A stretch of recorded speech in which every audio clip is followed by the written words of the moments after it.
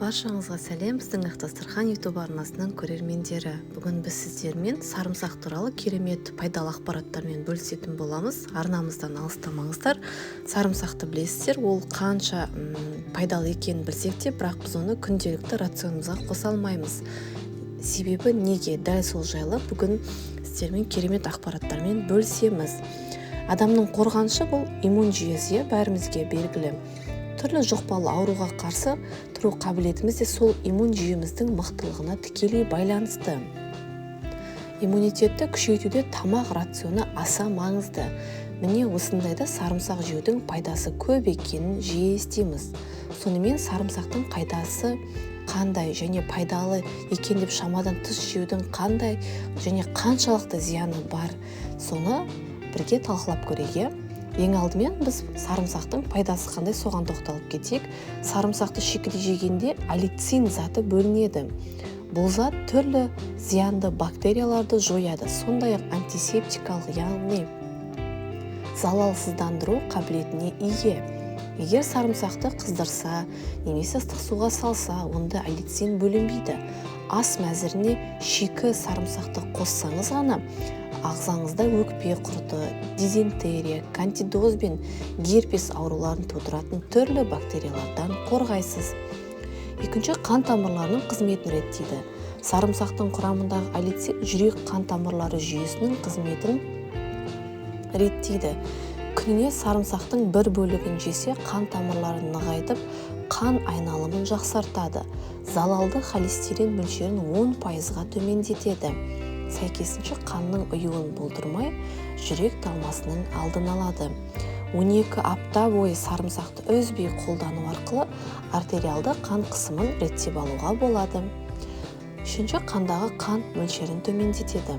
Қан диабетімен ауыратындар күнделікті сарымсақ жегені жөн. Сарымсақ қандағы қант мөлшерін 25%-ға төмендетеді.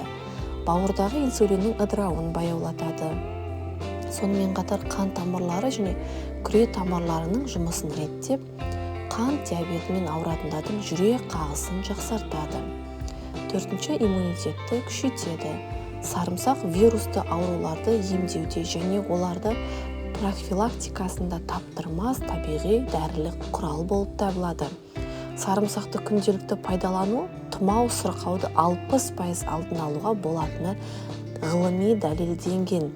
Тұмаудың алдын алу немесе ауыра қалған жағдайда емдеу үшін күніне 2-3 рет мұрынға сарымсақтың суын тамызсаңыздар, әп-сәтте жақсы болып шыға келесіздер.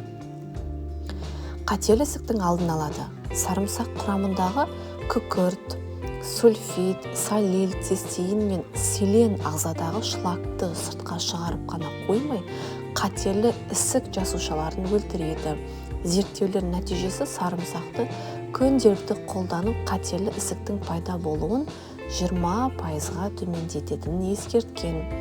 Соның ішінде асқазан рагы, тоқ ішек ісігі, бауыр, сүт безі ісігі қаупін азайтады. Паразиттер. Білесіздер, қазір екі адамның бірінде, тіпті әсіресе кішкентай балаларда осы паразиттер өте көп кездеседі. Өйткені кішкентай балаларға негізі сарымсақты жегізу өте қиындау болып келеді, дәмі ащы болғандықтан. Аскаридозбен жер бетінде 1 миллиард адам ауырады екен. Бұл ересектер мен балаларда кездесетін ауру. Оны тудырушы аскарида, яғни ішек құрттары. Ал сарымсақ ішек құрттарымен күресудің табиғи әрі тиімді жолы. Сарымсақты шикі жеген жөн. Немесе 200 мл сүтке, яғни балаларға 70 мл, бір бөлік сарымсақ салып, әбден жұмсарғанша қайнатыңыз. Жылы күйінде сүзіп алып, клизма жасау керек. Клизманы бір апта күнделікті жатар алдында жасаған дұрыс. Ас қорыту. Сарымсақ ас ішек жолдарына өте пайдалы. Оны күнделікті пайдалану асқазан сөлінің бөлінуін және темірдің дұрыс сіңуіне көмектеседі. Ас қорыту процесін жақсартады. Қарынның жұмысын реттейді. Ішек жұмысын жақсартады. Тәбетті көтереді. Алайда асқазан ойық жарасы және басқа да аурулардың асқынуы кезінде сарымсақты қолданбаған абзал. Сарымсақтың аяқ-қол буындары үшін де пайдасы зор екен. Тоз жиналудың алдын алуға болады, яғни зақымданған буынның тіндерін қалпына келтіреді екен. келесі ең керемет тұсы сарымсақтың ол артық салмақпен күреске өте күшті пайдасын тигізеді. Яғни сарымсақ дұрыс тамақтану механизмінің тетігі. Сарымсақты жеу арқылы артық салмақтан арылып қана қоймай, сол қалыпты ұзаққа дейін сақтау мүмкіндігі бар. Сол үшін күніне 2-5 грамм сарымсақ жеген жөн. Бұл дегеніміз, яғни 1-3 тіс сарымсақ. Сондай-ақ зімбір қосылған сарымсақ шайын да ішуге болады.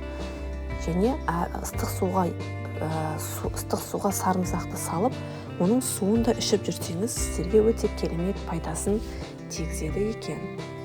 Теріні жақсартады.